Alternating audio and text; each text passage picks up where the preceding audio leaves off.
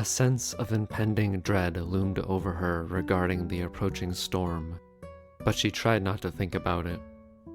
Cal came onto the deck and approached her. Cal. Sakti, you are awake early. Is everything alright? Sakti. Yeah, I'm fine. It was oddly quiet last night, so I slept pretty well, all things considered. Cal. Affirmative. Nights where no monsters are encountered are extremely rare. This unit would designate such occurrence as an anomaly. Sakti. Maybe we just got lucky? Cal. Unknown. Regardless, it is to the ship's benefit. The ship only has so much power to expend. This unit believes the ordeal of sailing into the maelstrom will consume a significant amount of the ship's power, so it is good if the ship can save as much power as possible until then. Sakti. Yeah, I suppose we should be grateful. Just as they were talking, Rollin stumbled out onto the deck. He looked terrible. Rollin. Sakti, you're awake. It's kind of early, no? Sakti. No, not really. This is about when I usually get up. What about you? You look like you had a lot to drink last night. Rollin. I'm alright, don't worry about me. Cal. How are the ship's functions? Anything to report? Cal. The ship is functioning optimally. There is nothing to report. Rollin. Good. I have something to do in my quarters, and I don't want to be disturbed. It's important, so I'll leave operations up to you, Cal. Cal. Affirmative. This unit will excuse itself now. Sakti. Oh. You also dropped this in the hallway. Sakti held out the pistol she had picked up outside of her room toward Rollin. Rollin. Oh. He paused for a moment before he took it. He didn't appear enthusiastic to receive it. Sakti. This is your pistol, right? You always have it on you, so I figured it must be important to you. Rollin. Yeah, I guess it is important to me. Thanks. Anyway, we'll be at the Maelstrom by evening, probably within 6 hours. It'll be a long night. What do you plan on doing until then? Sakti. I'll probably be in my room for the most part, doing some reading. Rollin. Okay. I'll have the Dulce deliver some supplies to you later. I'll call you when we're getting close. Sakti returned inside the ship and went to her room. There wasn't anywhere else for her to go, really. There wasn't enough time to make any meaningful modifications to Ace, and her nerves probably wouldn't allow her a clear mind. All she had to do was wait. Sakti read for a few hours and managed to reach the final chapter of one of the books she had been reading. Sakti, the goddess of water. I wonder if she really will be at the center of the maelstrom like the fortune teller said. Even if she is there, would she even be willing to help me? The way these books describe the elemental overlords make them seem rather cold and selfish. It feels like I'm so far away from my goals, far away from meeting the goddess, from saving Iskir, from leaving this planet. No matter how many steps forward, it feels like there's no end in sight. I wish I could have one big victory instead of hundreds of little ones that don't make it feel like anything has changed. There was a knock at the door. Sakti. That's probably one of the Dulce. Rollin said they'd be here to bring some supplies. Come in. Cal entered inside with a box. Cal. Sakti, this unit has brought some equipment you may find helpful. Cal set down the rather large box.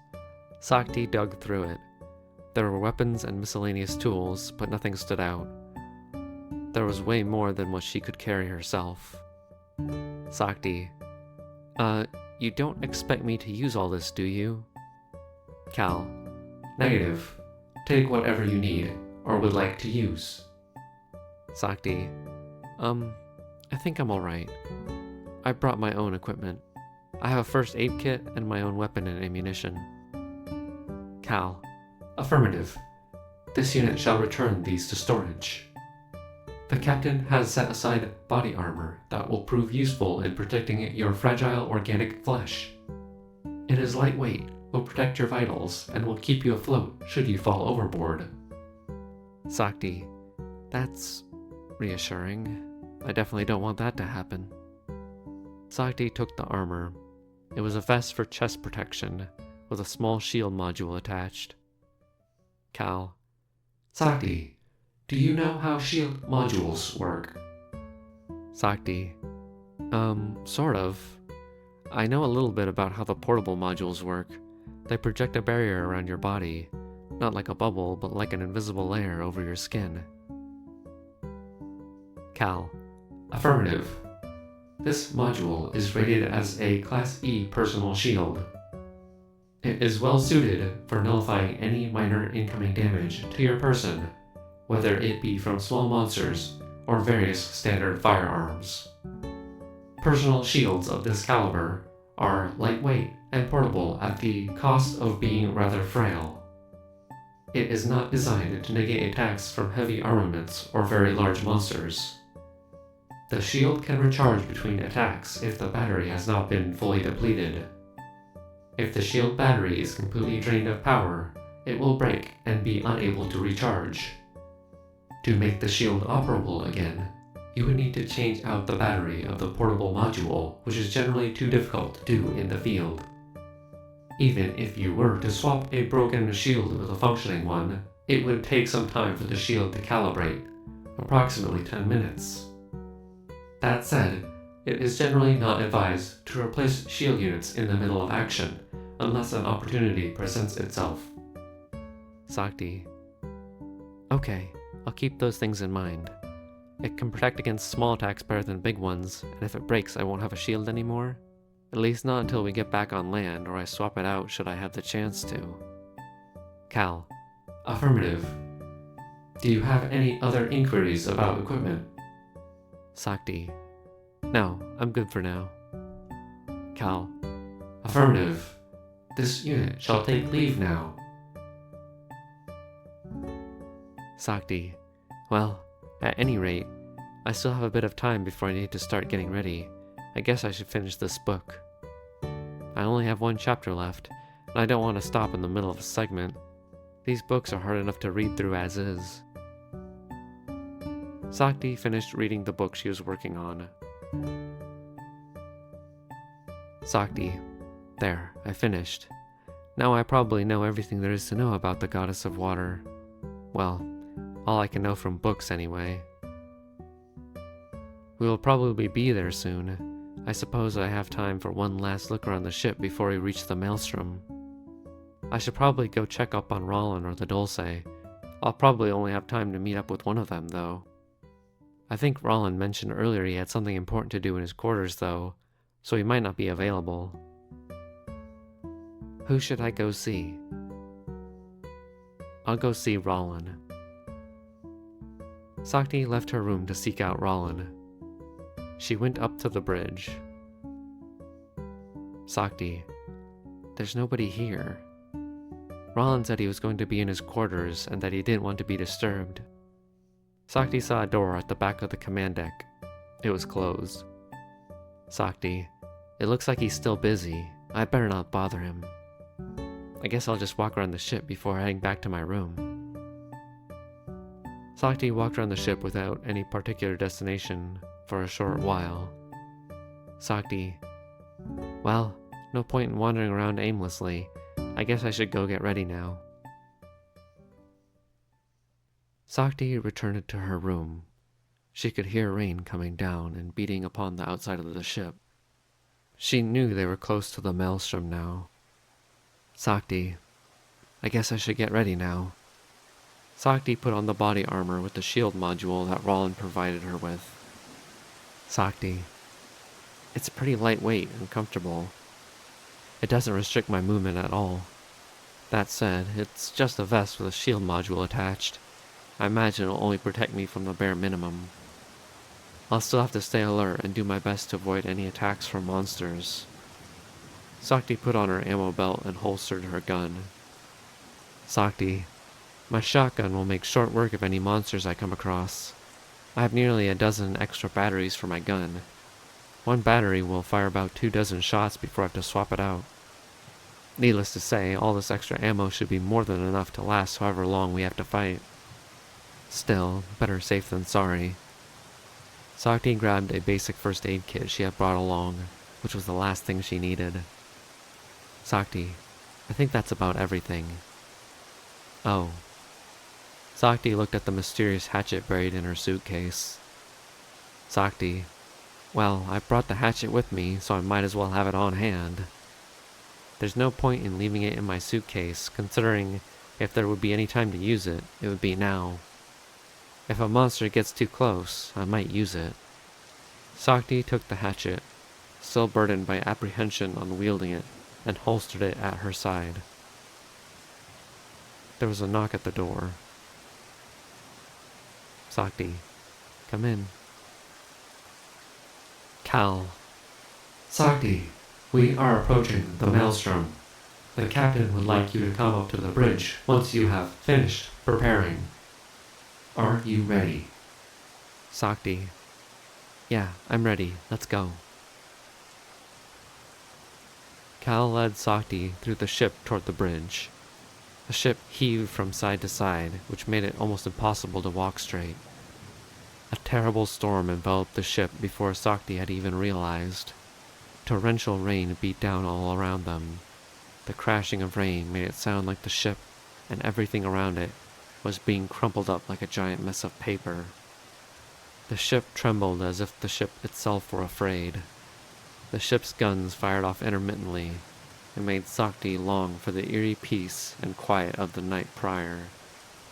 Sakti and Cal arrived at the bridge where Rollin waited at his console. Cal promptly returned into the ship after Sakti stepped into the bridge. Rollin, good, you're here. We'll go over our strategy in a second. Sakti, hey, the ship is shaking pretty badly, and things are getting pretty loud. Are we gonna be okay? Rollin, that remains to be seen. We've just come upon the edge of the maelstrom. Look. Rollin pointed forward. Ahead of them, a great whirlpool, the fabled maelstrom, greater in size than even several islands, swirled with massive waves which leapt to heights greater than the ship itself. A great pillar of light shot out from its center into the sky. It was so far away, but the brilliance of its light against the surrounding darkness made it an unmistakable oddity in the sea. Sakti, that pillar of light must be where the gate the fortune teller mentioned is. Just seeing that something is out there is enough to make me believe this wasn't all for nothing. I feel Runin really will be there. Rollin couldn't look away from the otherworldly light that shone in the distance. Rollin, it's the strangest thing. It feels like I've been here before. Like I've seen this setting in a dream or something. The sea and torrential rain, they call for me. Sakti, what did you say? I didn't quite catch that. Rollin, it's nothing. That light there is your destination, correct? Sakti, yeah, I think so. Rollin, alright. Sakti, hey, where are the Dulce? Rollin, I have one more errand for them to do at the last minute. Don't worry, I've already directed them on what they need to do. We can get started without them. Anyway, as you've noticed, the guns have already started going off. The automated defenses will hold off the airborne enemies for as long as they can. However, given the number of monsters the scanner is picking up, let's just say we're in for a rough fight. That isn't even taking into consideration the automated defenses can't really do anything about what's lurking below us. Sakti, below? Rollin, in the sea. The sky beasts are mostly pushovers. It's what's in the water that we should be worried about. The automated defenses aren't calibrated to deal with aquatic beasts, at least when they're submerged in the water. If something big pokes its head out of the water, we might be able to hit it with the main guns, if we're lucky. I wouldn't count on it though. Monsters that big don't tend to even be fazed by anything but special equipment designed to hunt giant monsters, which this ship does not have. Sakti, what can we do about them? The monsters in the water. Rollin, fortunately, most monsters that live in the water tend to stay there. Some aquatic beasts can leave the water though, at least for a little bit. We'll have to fight any that jump onto the deck ourselves. If we let them run amok, they'll tear the ship apart and sink us before we get to our destination, which I suppose is the center of the storm, but light. As for anything big enough to wreck the ship from within the water, well, let's just hope we don't run into anything that dangerous.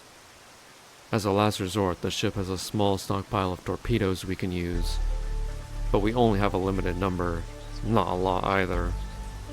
We should save them for something we can't handle through any other means.